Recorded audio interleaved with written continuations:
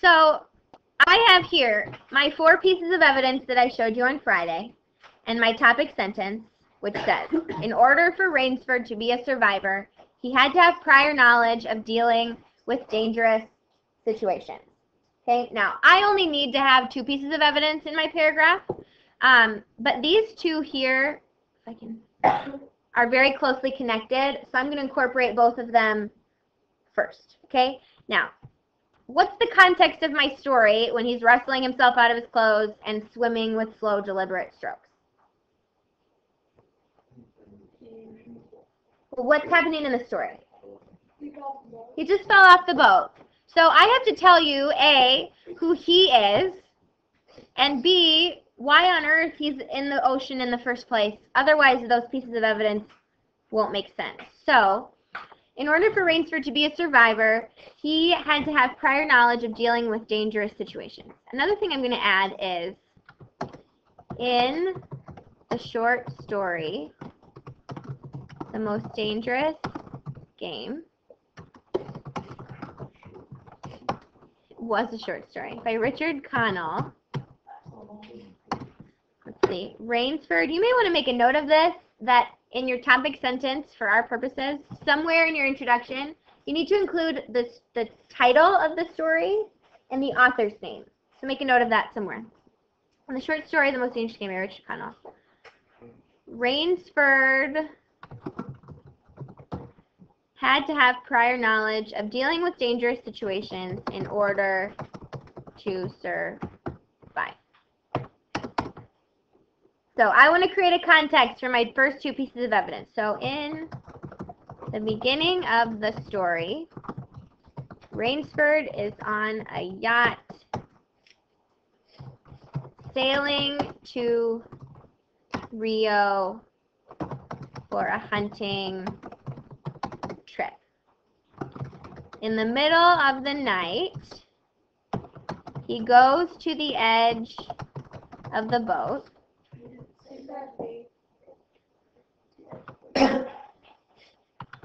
Just testing you guys. You passed. He goes to the edge of the boat, loses his balance, and falls into the ocean. Now, did I say anything about Whitney? No. Did I say anything about how dangerous Ship Trap Island was? No.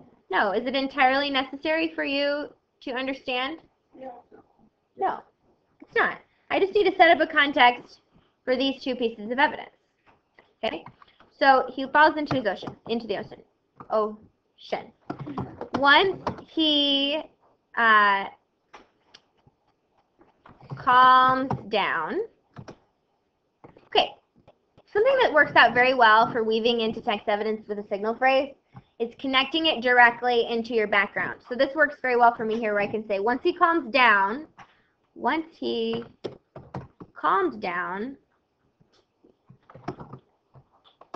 he wrestled himself out of his clothes, quotation mark, parentheses, period. Yeah. Okay? Do you see now what I mean when I say a signal phrase? No. Okay? Lots of students just do this. Loses his balance and falls into the ocean. He wrestled himself out of his clothes. That doesn't happen any longer. You have to have a signal phrase. So here, once he calmed down, he wrestled himself out of his clothes. I'm weaving it into something that is my own words. Okay? Now I want to incorporate my next piece. So from there, let's see, without that extra weight, doggedly, and then I'm just going to copy and paste. Doggedly he swam in that direction, swimming with slow, deliberate strokes, conserving his strength. Now, if this is too complicated for you to start connecting it into background, something as simple as the story also says, or the text also states, that works. So if you want to start simple and you work your way up to the more complex, that's fine, as long as we can see that you're attempting to weave it in to some kind of signal phrase.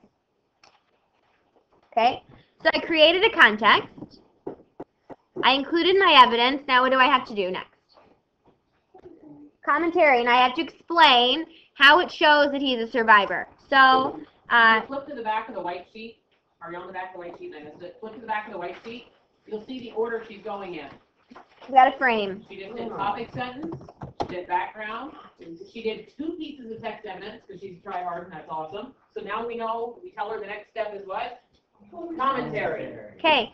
Rainsford has clearly been in a dangerous situation before. Am I done with my commentary?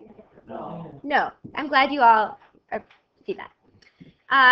He knew, first and foremost, that he needed to get rid of the extra weight of his clothes.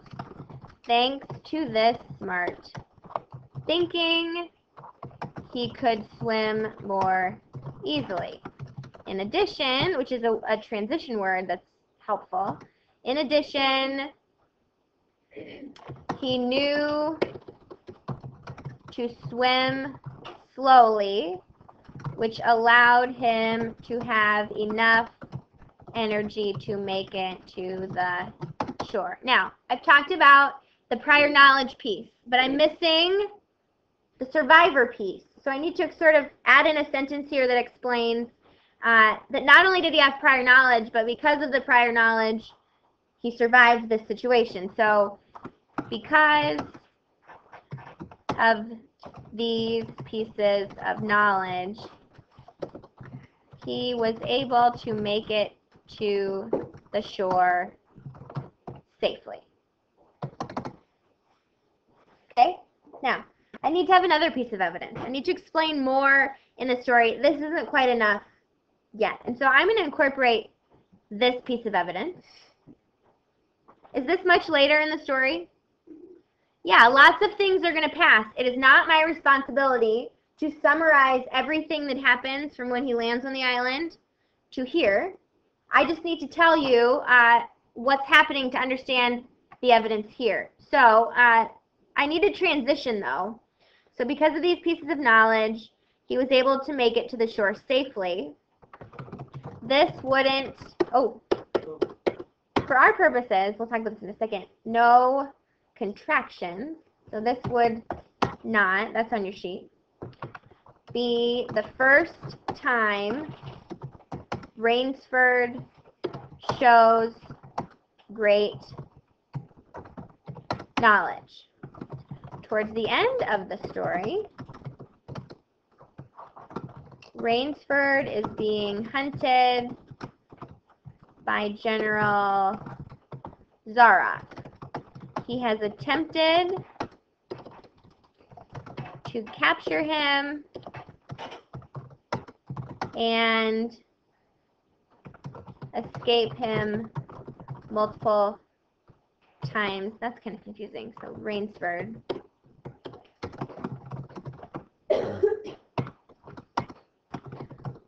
Upon seeing one of Rainsford's traps, Zaroff says, Can I fix the sentence before? yes, Rainsford has attempted to capture him. It's Zaroff has attempted to capture Rainsford. I was trying to say trap. Oh, gotcha. Thank Because you. he's trying to set those. That's right. That was confusing. He keeps trying to trap him with those, like the snares that he makes. That's what I'm trying to say. Upon seeing one of Rainsford's traps, Zaroff says, "Let me congratulate you." This is capitalized. "Let me congratulate you. Not many men know how to make a melee man catcher." Your signal phrase could be something as simple as Zaroff says, because Zaroff is speaking these words. So if somebody's speaking something, by all means, just say, Rainsford says, Rainsford stated, Zaroff says, Zaroff stated, okay? So now what do I have to do? I need to explain it. So this shows a level of prior knowledge, because I don't want to restate the evidence, because he knew how to do something that many other men could not. It helped him survive because it gave him more time to continue to run from Zara. Solve the question. We can't use contractions. We cannot use contractions. We cannot use you. We cannot use first person pronouns like I and me and I believe and I think, because it makes your writing less formal.